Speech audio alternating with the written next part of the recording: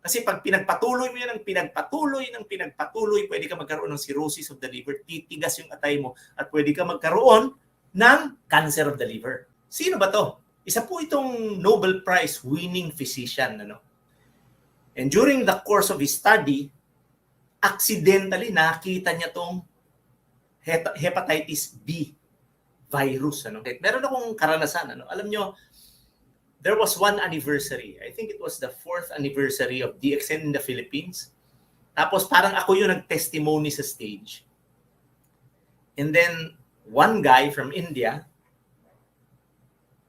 who was based in Dubai, pagkatapos ko magsalita, nilapitan niya kaagad ako. Tapos sabi niya, kailangan ko ng tulong mo. Iimbitahin kita. Pwede ka bang magsalita sa India? Nakita ko dun sa mata ng tao na talagang kailangan ng tulong. Ano? So umuo ako kasi alam niyo itong negosyo natin, kaya ako masaya dito dahil marami ako natutulungan eh. So umuo ako. Ang hindi ko alam, pagkatapos ko umuo, ang request pala niya was about 2 months. So 2 buwan po ako umikot sa buong India. No? So almost all states of India, napuntahan ko. Yung Uttar Pradesh, yung mga tawag dito, yung IT capital, napuntahan ko yun. Napuntahan ko yung Taj Mahal. Maganda naman, no? Mabait yung mga tao. Tapos yung last stop ko po was Uti. Yung Uti po is a hilly part of India. And tumira po kami sa Holiday Inn. Ang ganda ng hotel. Ano? It was a tea farm. Tapos, parang pakiramdam ko, pagod na pagod ako. No? So yun yung meron akong body mali, yung talagang parang masakit yung mga kasukasuan ko. Tapos, nanghihina ako. Tapos meron ako parang lagnat. Hindi ko maintindihan may lagnat ako, wala. No? So, ang ginawa ko dun sa Holiday Inn, dahil last stop na yon, wala na akong talk, nagpamasahe po ako. Naalala ko yung masahe was so good. Ano? Kasi binuhusan po ako ng oil sa aking forehead. At pagkatapos kong magpamasahe dun, Ayurvedic massage ang tawag, no? Ayurvedic massage. Pagkatapos kong magpamasahe, para po akong hito, para akong catfish. Ang dulas po ng katawan ko, tapos ang instruction sa akin nung nagmasahe sa akin, "Sir, you must go to the shower immediately and take a cold shower." Pero mo, mainit yung mantika, minasahe ko, tapos ang instruction niya, mag-ano kagad ako, maligo na malamig. Ano? So ako, naligo naman ako ng malamig para matanggal yung oil sa katawan ko. And I felt a little better. The following morning, lumipad po ako papuntang Dubai because meron pang 5 activities na naghihintay sa akin doon sa Dubai, sa United Arab Emirates. Pagdating ko doon, ang sama ng pakiramdam ko, wala na akong ganang kumain, nanghihina ako, para akong nilalagnat na parang hindi. Tapos para akong antok na antok. Ano? So ang ginawa ko, natulog lang ako and I told Sulaiman, my friend, sabi ko, paki-cancel mo lahat ng activities ko. Parang ang sama ng pakiramdam ko. Wala akong ganang kumain. Pagod na pagod ako. So the following day, kasi gabi na ako dumating doon, sabi niya, Osler, there's a clinic below. Punta tayo. So pumunta kami doon sa clinic. Tapos pinahiga ako ng doktor. Interview niya ako. No? Interview niya ako. Sinabi ko yung mga nararamdaman ko. Meron parang slight fever. Tapos parang medyo masakit yung tiyan ko. Wala akong ganang kumain. So ang ginawa niya, in-examine po niya ako, no? And he checked for tenderness dito sa aking abdomen. Medyo pinipress niyang ganun yung aking abdomen, ano? And naasar na ako kasi pindot siya ng pindot. Tapos tanong siya ng tanong sa akin, masakit pa? Sabi ko, hindi. So, nag-isip siyang ganun, ano? Then, inulit niya yung examination. Pinindot niya uli yung abdomen ko. Tapos gumanon uli siya. Nakatingin ako sa kanya ganyan kasi sama ng pakiramdam ko eh. Tapos bigla niyang tinap yung mga fingers niya sa ibabaw ng lamesa. Tapos sinoobserbahan ko siya. Tapos ang sabi niya, I think hepatitis is coming. Yun yung exact words ng doktor sa Dubai. Indian doctor, sabi niya, I think hepatitis is coming. So alam niyo ang sinabi ko at that time? Sabi ko, giatay na. Yan po yung expression ko, giatay na. Ano ba itong giatay? It's actually a Cebuano expression. Sabi dun sa nung ni-research ko kung ano itong meaning ng giatay, ang sabi dun sa Google, bad word daw ito. Ang equivalent daw nito sa US is yung F word, no? F word. Pero tiningnan ko sa Tagalog, alam mo, galing nung ibig sabihin ng giatay sa Tagalog. Ang ibig sabihin ng giatay sa Tagalog is pambihira, which is actually the best meaning. No? I actually expressed myself in frustration and sabi ko, giatay. Parang magkakaroon yata ako ng hepatitis. So ano ba itong hepatitis, mga kapatid? Ang hepatitis po, kung tatagalugin ko yung nakikita nyo sa screen, napakasimple lang. Yung pagmamaga o pagiging inflamed ng iyong atay. Hepa means liver. Yung pag meron pong itis, no? Sabi ni Dr. Sadsad, sabi ni Dr. tawag dito ni Dr. Kaagbay, pag merong itis sa dulo, ibig sabihin merong inflammation or pamamaga. So pag hepatitis, pamamaga ng atay. Tapos, pwede rin mag-cause ng hepatitis kung mahilig kang uminom ng alak. Yung mga mahilig uminom ng alak, pwedeng magkaroon ng hepatitis. Pwede ka rin magka-hepatitis dahil sa toxins, no? At saka yung sa drugs na iniinom natin. Pag naapektuhan yung atay, mamamaga siya. So hepatitis na. Pwede rin maging cause is kung meron kang sakit, no, meron kang sakit, nagkaroon ka ng hepatitis, pwedeng maging ganun. So, eto pong hepatitis, nakakatakot ba ito? Ano ba yung mga simptoma nito? Ano ba mga simptoma? Alam nyo, nung binasa ko po yung mga simptoma, I agreed, no? Alam nyo, eto po yung unang mapapansin nyo. Yung signs at saka yung simptoma kung meron kang hepatitis. Unang-una yung pagod na pagod ka, wala kang enerhiya. Tapos parang meron kang trangkaso. Yun na yung po yung nararamdaman ko. Tapos dahil wala kang ganang kumain, wala kang ganang uminom ng tubig, yung iyong ihi medyo nagiging dark yellow. Tapos yung dumi mo, no, napansin ko dito, ganito eh. Kasi tinanong ako ng doktor sa Dubai, what is the color of your stool? Ano bang kulay ng dumi mo? Alam niyo, nung tinignan ko po yung dumi ko, ano po, yung maputla. Hindi siya dark brown, ano, medyo maputla siya. Parang pag tinignan mo, para siyang kulay gatas, ano? Pale. Tapos meron kang slight abdominal pain, wala kang ganang kumain. Tapos yung yung chronic hepatitis, pumapayat sila, no? Tapos, nagiging member ka ng dilawan. Naninilaw po yung balat at saka mga mata. Naalala ko nung umuwi ako sa Manila, alam nyo, pag uwi ko, immediately I went to Makati Med kasi ayaw ko magpa-admit sa hospital sa Dubai kasi baka ma-quarantine ako doon ng matagal. Kasi pag hepatitis, mga 15 days daw eh. So natakot ako. Kinausap ko si Sulaiman, can you rebook my flight? So nirebook nila, nakauwi po ako dito. Pumunta ako diretso sa Makati Med. At totoo nga, no, meron akong hepatitis. Now, anong hepatitis ba yung nakuha ko?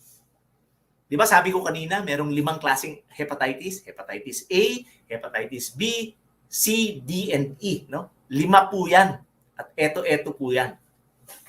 There are 5 types of hepatitis. Ano ba yung kaibahan nito? Okay, discuss natin. Ano? Yung hepatitis A po is the most common form of hepatitis. Saan natin ito nakukuha? Ito po makukuha sa pagkain, sa tubig na madumi. Paano nakukuha? Saan po nakukuha yung hepatitis A? Sa dumi po ng tao. Common po ito sa mga squatter area. And where water is not available. Yung mga lugar na wala masyadong tubig. Bakit? Lalo ng mga Pilipino, no? Mga Pilipino, pagkatapos dumimin yan, huhugasan yung puwet. Kung merong shortage sa tubig, hindi nila masyado nahuhugasan yung kanilang kamay. Now, kung sila nakakain ng pagkain na merong hepatitis A virus, papasok sa sistema nila yung pag dumumi sila, kasama yon paghugas mo ng puwet, naghawak-hawak ka nung kung saan-saan, nag-prepare ka ng pagkain, kunyari ginawa mo, yung kilawin, yung kinilaw na isda, pinrepare mo yun, hindi ka nakapaghugas na mabuti. Yung kakain nun, mahahawa ng hepatitis A.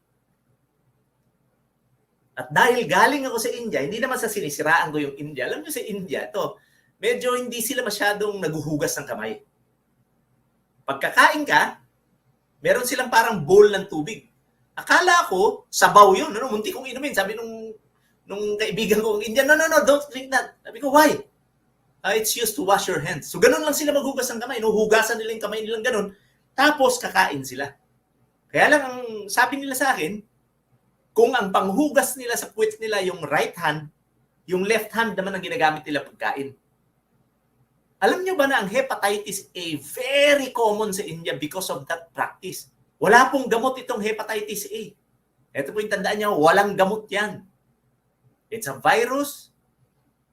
For as long as yung ating pangangatawan malusog at yung immune system natin can fight back, nakaka-recover tayo. Just like we would pag meron po tayong flu. So kung medyo malakas-lakas yung ating katawan, iiksi po yan. Kagaya nung sa akin, dahil yung aking hepatitis only lasted for about 5 days. It should have been 2 weeks. See? Dahil malusog po yung katawan ko. Yan po yung hepatitis A. Saan pa natin, paano pa ba acquiring hepatitis A? Pwede rin pong makuha yan sa sexual intercourse. Yung exchange of body fluids. So pag hindi nagpa-practice ng safe sex, hindi gumagamit ng condom, so kaya marami kang may multiple partners ka, iba-iba yung babaeng ginagalaw mo, iba-iba yung lalaking nakikipagsiping ka sa iba't ibang lalaki, pwede ka magkaroon ng hepatitis. Pwede mo rin makuha ang hepatitis sa yung gumamit ka ng toothbrush ng iba. Lalo na pag merong yung gingivitis, yung dumudugo, yung gums, Tapos gumamit ka noon, fresh yung blood, ginamit mo, meron kang sugat, pwede ka mahawa. Or, pwede ka rin mahawa pag inoperahan ka, pag hindi malinis yung mga instruments. Pwede ka rin mahawa sa dentista. Pag bumisita ka sa dentista at hindi malinis yung kanyang mga gamit, pwede ka magka-hepatitis. Pwede ka rin magka-hepatitis. Yung mga babae, mga lalaki, mahilig magpa-pedicure, manicure, pwede ka rin dyan. Yung mga brush na ginagamit, basta ma-expose lang doon sa dugo at nagamit sa'yo, buhay pa yung virus, pwede. Kasi ang virus po, hepatitis, tumatagal po ng 7 araw sa labas ng katawan. 7 araw. See? Now, kaya lang itong hepatitis A, hindi naman kailangan gamutin talaga ito. Walang gamot Wala siyang gamot. So the best way for you to avoid hepatitis A is yung tinatawag na vaccination. Vaccination po.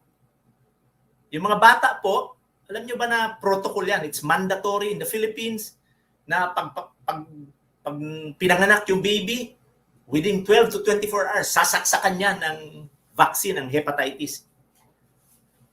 Now, ano naman ang kaibahan nitong hepatitis A sa hepatitis B? Actually, yung hepatitis A at saka hepatitis B, yung pag-acquire niyan para magkaroon ka nito, parehos. Pero itong hepatitis B, mas common na kukuha to sa pag pinanganak yung bata, merong hepatitis yung bata, magkakaroon siya ng hepatitis. At itong hepatitis B, hindi lang ito 2 weeks. Pwede ka walang mararamdaman. Dito sa hepatitis A, medyo common yung nararamdaman dyan. Yung mga signs and symptoms, medyo common. Ito, yung hepatitis B, pwedeng wala kang nararamdaman. Lalo na yung mga bata, magkakaroon lang yan ng mga signs and symptoms more commonly after 5 years old. Pag ang bata nagkaroon ng hepatitis above 5 years old, yan, magkakaroon siya ng symptoms within 6 weeks to 6 months. Magkakaroon siya ng signs and symptoms.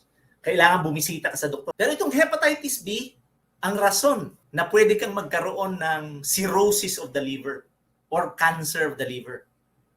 Nung nagkaroon po ako ng hepatitis, mabuti na lang A. Ano ba difference ng cirrhosis at saka ng cancer? Ang cirrhosis of the liver, yung pong scarring, yung nagkakaroon ng peklat. Nagkakaroon ng peklat yung ating atay. Alam nyo yung TB, yung tuberculosis. Di ba pag nagpa-x-ray ka at meron kang unchecked tuberculosis, sasabihin ng doktor, ito uso nung mga panahon ko, yung lungs mo merong spot. Kaya po sa x-ray, meron nakikitang spot kasi mga peklat po yun. Peklat, no? Kasi itong TB, kinakain yung laman ng lungs. So pag x-ray niyo, nakikita may mga sugat, may mga peklat. Ganon din po yung atay, no? Tumitigas yung atay, tapos nagkakaroon siya ng scar. Nagkakaroon siya ng peklat. Tumitigas yung atay kasi ang atay dapat malambot. And eventually, if left untreated, pwedeng mag-progress into liver cancer, no? Hepatitis B.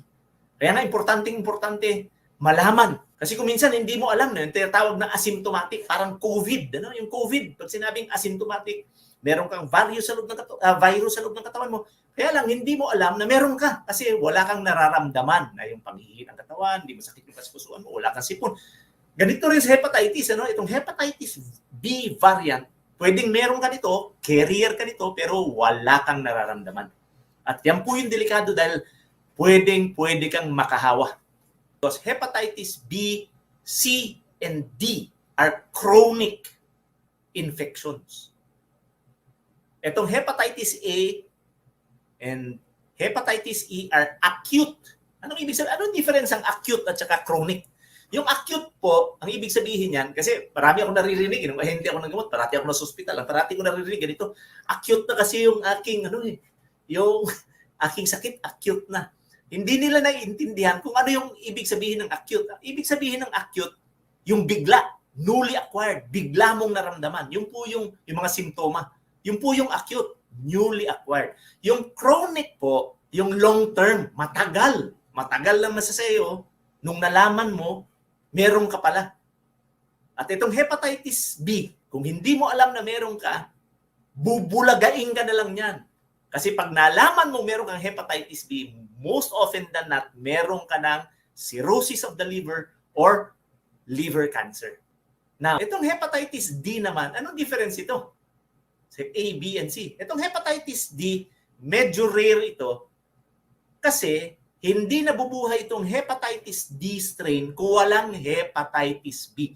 So, ang hepatitis D po is a super infection. Ibig sabihin, meron ka ng hepatitis B, dahil merong hepatitis B, nagkaroon ka ng hepatitis D. So how do we prevent hepatitis D? Simple lang, no? Magpa-vaccine po tayo ng hepatitis B vaccine. Kasi pag meron kang hepatitis B vaccine, most often than not, you are protected against hepatitis D, although wala siyang vaccine, kasi kailangan nga niya itong hepatitis B para mabuo itong hepatitis D. Okay?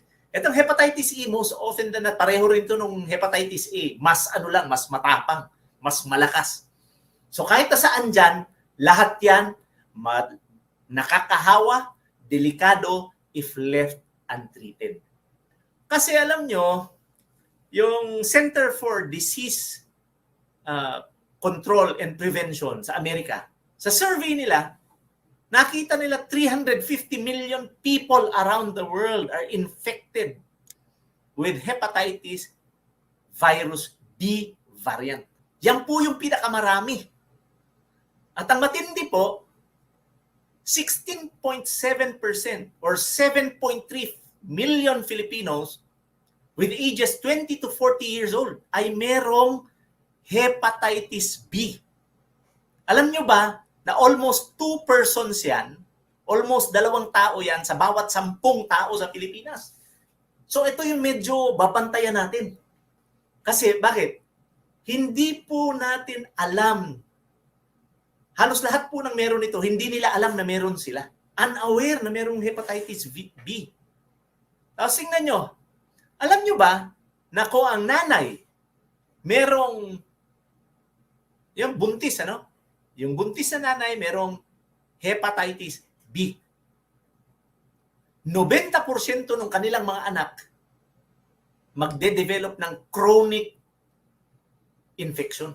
90% of infants. Imagine niyo, 9 out of 10 na mga bata, mga baby na pinanganak na yung nanay merong infection ng hepatitis B, nagde-develop into chronic infections. Ibig sabihin, hindi nila alam na meron sila. And sometimes, a lot of times, nalalaman nila na meron sila nito, meron na silang cancer at liver cirrhosis. Ang sama nun. Kaya nga, ginawang mandatory ngayon sa mga bata na pag pinanganak, bibigyan na ngayon ng vaccine kasi hindi alam kung minsan ng nanay na meron siya. So, importanteng alam natin to. Kasi baka yung listeners natin, ngayon, meron ka palang hepatitis B at hindi mo alam na pwede ka makahawa sa loob ng bahay nyo. Pwede mong mahawa yung kung ikaw lalaki at mahilig kang, no, kung matulis ka. Ibig sabihin, iba-iba yung partner mo sa sex. Delikado ka nito kung meron kang hepatitis B kasi lahat ng ginalaw mo pwedeng magkaroon ng hepatitis B. Lalo na kung hindi ka gumagamit ng kondom. Kung ikaw naman babae at malandi ka, marami kang boyfriend, ganun din. Delikado. Okay, mahilig ka pang magpa-manicure, mahilig ka pang magpa-pedicure, nasusugatan ka pa dahil pa iba-iba yung iyong parlor, ano? Bakit kailangan nating alagaan yung ating atay? Kasi yung atay po is it's the second largest organ of the body. Ayan po, nakalista lahat dyan yung ginagawa niya. Katulong po yan ng inyong gallbladder sa paggawa ng abdo, yung bile, para ma-digest po natin yung mga fats sa kinakain natin. Isa pong sala itong ating atay. Tagasala po yan ng toxins. Alam niyo ba na pag umiinom kayo ng alak at hindi ka pa nalalasing, ang rason nun, hindi pa nakakapasok yung alcohol sa blood-brain barrier or sa utak nyo dahil nako-convert pa ng liver yung alcohol into simple sugars for energy of the body. Now, the moment that you feel tipsy, ang ibig sabihin nun, medyo nahihilo-hilo ka na, uminom ka ng alak, ibig sabihin nun, sumusurrender na yung liver mo, hindi na niya kayang i-convert yung alcohol na dumadaan sa bloodstream dun sa atay para i-convert to blood sugar. Kaya nga, pag medyo tipsy ka na, uminom ako kunyari ng red wine, occasional drinker naman ako, inom lang ako ng red wine. Kasi healthy naman to dahil dun sa, tawag dito, flavonoids. No? Ginagawang rason yung flavonoids, umiinom, 2 boting red wine. So, pag uminom ka, pag naramdaman mo medyo nahihilo-hilo ka na, namula na yung mukha mo, tumigil ka na dahil yan yung indication na hindi na kaya ng atay mo. Kasi pag pinagpatuloy mo yan ng pinagpatuloy, pwede ka magkaroon ng cirrhosis of the liver, titigas yung atay mo, at pwede ka magkaroon ng cancer of the liver. Pwede rin yung mag-cause ng hepatitis, yung alcohol. Di ba sinabi ko kanina? Diyan po nang gagaling yung mga enzymes natin. Yung ating pong atay, parang yung bodega ng mga glycogen, ng mga minerals, vitamin A, yung mga blood clotting factors ng ating katawan. Nandiyan po lahat yan. Kaya nga, importante natin alagaan yung ating atay. Kasi usually, pag nagkaroon ka ng hepatitis or hepatitis B infection, kung talagang napakalakas ng katawan mo, yung immune system mo is capable. Alam nyo, gagawa po ng mga sundalo yan so that the next time na pumasok yung hepatitis A virus sa katawan, sabihin ng katawan, oy, kilala ko na to, meron na akong blueprint nito. Gagawa ako ng sundalo para patayin ito. This is not a part of my system. Papatayin ko to. Ganun po mag-function yung katawan natin. Kaya importante inaalagaan natin yung ating katawan. Pero personally, ayan, ito yung mga tips ko sa inyo kasi magmula po alam niyo dati nung nagka-hepatitis A ako, hiniwalay ko yung aking kutsara. Tapos, avoid alcohol at all costs. Lalo na kung nagkaroon ka na ng hepatitis, huwag ka nang uminom ng alak. Tapos, ito yung pinakagusto kong narinig sa mga doktor ko. Osler, kumain ka ng maigi. Eat nutritious food. You feed your body well and then matulog ka ng sakto. Alam niyo, ito yung pinakagusto ko. Bakit? Alam mo kung bakit? Diyan tayo makakatulong doon sa mga taong may hepatitis. Aabisuhan natin sila na kumain ng maigi. Matulog ng maigi. At meron po tayong mga produkto makakatulong dun. Ano yun? Sabi na, Oster, dahil hepatitis yan tungkol sa atay, anong kakainin namin? Yung adobong atay ba? Sabi ko, hindi adobong atay pa. Grabe sa uric acid yan. Eto, RGGL, makakatulong yan. Birin nyo merong 400 active elements yan.